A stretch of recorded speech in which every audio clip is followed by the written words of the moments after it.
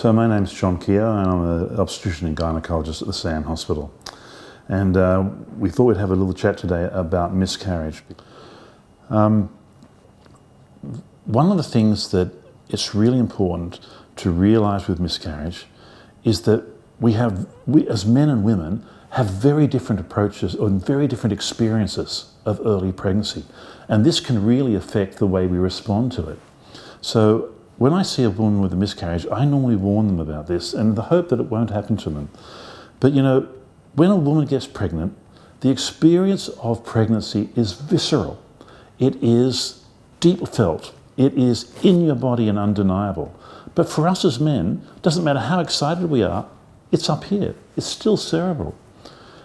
If someone loses a pregnancy, the experience of loss for the woman is again not just emotional and cerebral, but deeply physical as well. But for the man, again, it's more in his head. It's adjustment. It's him trying to rethink things. And then this men are from Mars, women are from Venus stuff comes into it as well. So often you'll see the man will plan his way through it. I'll tell you what we'll do in response to this. We'll go on a holiday. We'll buy a new car and we'll put an extension on. And the woman is saying, you know, quite often I'm in the midst of this and I'm a little bit lost and I need support. And this can cause misunderstanding between men and women. Sometimes the man can seem to be moving on and the woman can say, I wonder if he wanted this pregnancy as much as I thought he did.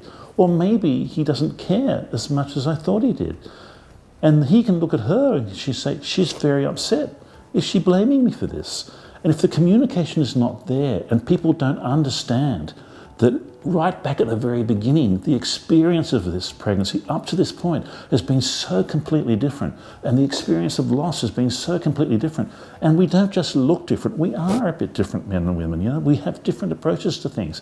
And that difference comes in as well. If people aren't prepared to give each other a bit of leeway and support and accept the differences whilst reaching out and communicating honestly about how they're feeling, it can cause troubles in a relationship. And so I normally warn people about that because it's a trap that you don't have to fall into. People ask me, when should I think about having a baby? When should I, after a miscarriage, how long should I wait before I try again? And you know, there's no science in this. Traditionally, we were taught, wait 3 months, let everything settle down. But you know, there's no science in that. And I've seen lots of people who've fallen pregnant the next cycle and have had very successful pregnancies. So I don't know the answer to that. And I normally tell people maybe wait till you've had one normal period until you try and fall pregnant again. And I think that's fine. They're going to be worried. They're going to be anxious. And so I normally get people to come in early in the pregnancy so we can see the heartbeat around about 6.5 to 7 weeks. And then I'll normally see them once or twice before 12 weeks as well, just to scan and show the baby is okay. Because, you know, you can't really tell. That's it. Early pregnancy is an act of faith. And we feel a little bit uncomfortable with it. You know, we feel a little bit left out to hang about it, you know. So seeing that little heartbeat on the scan is very, very reassuring. And there's a very nice study that was done where they looked at women who went to their doctor, and in the absence of bleeding, they looked at them at various gestational ages. If they could see a heartbeat, they followed them through to see what the chance that everything would be all right was. And by the time you get to 9 weeks, if you go to the doctor and you've had no bleeding and they can see a heartbeat on the ultrasound, the risk of miscarriage is down to less than 1%. That's a very reassuring thing. So ultrasound in early pregnancy gives us a real tool where we can reassure and de-stress some of that anxiety that people can feel. But miscarriage is something that I think in the past has been often poorly treated, often took place in casualty departments, often from someone you didn't know. And one of the things we can do as specialist obstetricians is provide a broader, more supportive, more compassionate approach to miscarriage, so that when people go through that, they know that they've been walked through it together, that they know they've got someone with them, they know they've got someone they can call, and they've got an understanding of how it might have happened and what strategies are available to them in the future, and maybe a little bit more open-mindedness to the responses their partner might have in after it, so that they can not be held up What I'm trying to say is that sometimes if people don't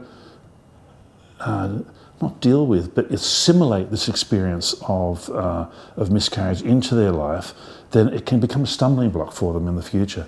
So this is a grief. They've lost a child. It may be early, but as soon as you have that positive pregnancy test, you've already dressed that child, you've sent them to school, and you're worried whether you're going to have to take their partner aside and teach them the facts of life so they know that if they don't treat your daughter well, there's going to be something to pay, you know. So all that's taken place. So when you have an early pregnancy loss, it's not just of an early pregnancy, it's all those dreams you've already put in place, all those imagined realities you've already gone into. So I think it's really important that miscarriage is dealt with in a way that makes people assimilate it into their life experience. When you have a pregnancy loss, when you maybe have a miscarriage or maybe even a later pregnancy loss, it's like someone's taken a sea urchin and they've stuffed it into your heart. And every time your heart beats, it tears, you know. But later on, what happens is time, experience, understanding, grief, those spines wear off and you're left with the weight of a pebble on your heart. That never goes away, you know. That loss is always there, but it doesn't hurt in the same way. It becomes part of your life experience. It becomes part of what makes you who you are. And it's never easy, you know. It's one of the hardest things of all, the loss of a child to deal with. But it doesn't have to cripple you, you know. It can make you stronger. It can make you part of someone who feels a compassion towards that shapes your future, you know. Miscarriage, though it's a hard thing to go through, and though it is a grief that you have to bring into your life and deal with, it is a common part of reproductive experience. So when I take a history of someone, if they've got 2 or 3 kids and they've not had a miscarriage, it's enough for me to say, wow, look at that, isn't that marvellous? That's so unusual, you know? And if I see someone who has a miscarriage, I can say, look, I've sat on the other side of this table thousands of times, and I want to tell you that I've gone on to deliver the babies of these people down the line, because this is not your future written in stone. This is something that's happened to you as part of your journey, but it's not the end of your journey. It's a step along the way. And we are going to be celebrating in the future the birth of your baby together.